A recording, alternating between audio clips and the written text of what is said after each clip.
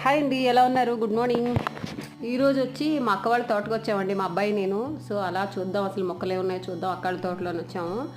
అయితే చెప్పలేనంత అద్భుతం అండి. శంఖం పూలు, అడుగడుగునా శంఖం పూలు చెట్లు. అసలు నార్మల్గా నాకు దేని మీద అంత ఆసక్తి ఉండదండి. అసలు ఏ విషయంలోనూ అంత ఆసక్తి చూపించను.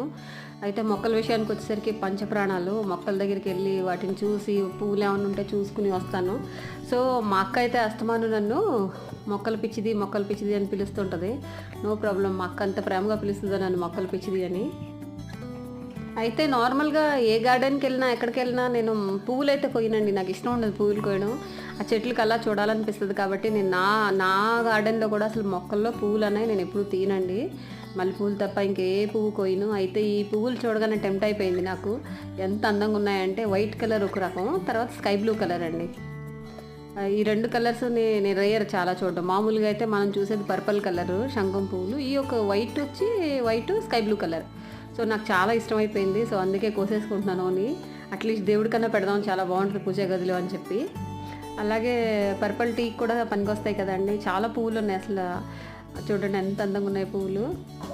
అయితే ఈరోజు మా బాబుని కూడా తీసుకొచ్చానండి నేను ఈ మా అక్క వాళ్ళ తోటకి.